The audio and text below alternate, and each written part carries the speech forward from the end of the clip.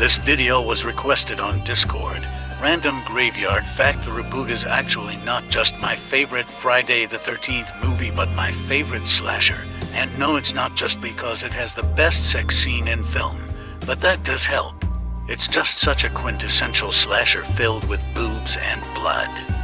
Slashers were originally called sex horror when Psycho invented the genre. I know in Scream, for Jill says it was Peeping Tom, but nobody even knows about that movie. Psycho invented it, Halloween defined it, and Friday the 13th mastered it. That's why Jason is the king of slashers to this day. You know I never really cared for. Well, it's elevated horror. What does that mean, elevated horror?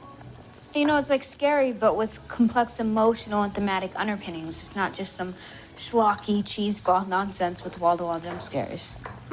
That sounds kind of boring to me. I think there's beauty in simplicity. Plus, I hate horror movies where no one dies. All cock, but no cum. What? I prefer a good old slasher of a badass and a mask-cutting dumb drunk teenagers having sex. Anyway, let's get to the thing you clicked on the fucking video for. Jason's first notable feat in this film is stabbing through the dock and into the top of a girl's skull. I can't show you the clip since YouTube really hates. Some fat tits, you cocksucker! Are you gay? Why are you acting so gay? But at most it only comes out to 2,329.6 joules, street level. Next we have Jason jumping off the roof to stab through a skull and door. Jumping off the roof is 5,407.76 to 5 joules, street. And the skull and door stab is 5,700 joules, street. Jason smashing through a window to grab Sam Winchester is 2,325 joules, street level. The best number I can find for Jason pulling down a wooden beam is 48,000 joules, wall level. Jason's best feat is smashing through the dock at the end of the film, 150,000 joules, wall level. That's all his strength feats in the reboot. For speed, he doesn't really have anything that stood out. So, I'd kind of just say vaguely athletic with subsonic attack speed via his bow and arrow.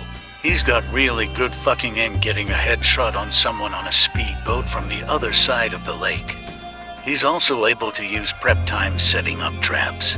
Now to go over Sweet Revenge, which while not officially stated to be, does appear to take place in the reboot timeline.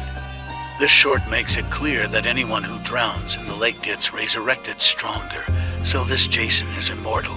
The main chick also gets into a car crash, which is at most 315,700 joules, all level. Jason should upscale this since he effortlessly overpowered her. Also, the reason this is titled How Strong is Bayverse Jason is due to the inclusion of Trent from Transformers 1, and yes, they are confirmed to be the same Trent. We can scale Jason above Sam from the first movie since Trent considered him weak and Sam never contested this, and Jason easily overpowered Trent. Sam's best feat is surviving Megatron destroying the side of a building.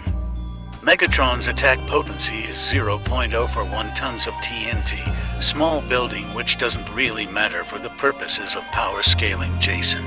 Sam's durability is 2,500,000 joules, wall level, which is almost small building.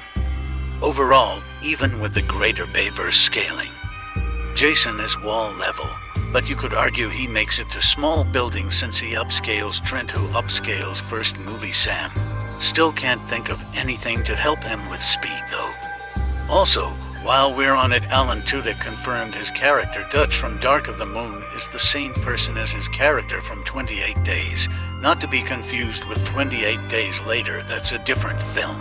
So yeah, the reboot timeline has a lot more movies than you might initially think, and it's not done. Because apparently Michael Bay is coming back to continue the Bayverse with Transformers 6, well, that's everything. Goodbye.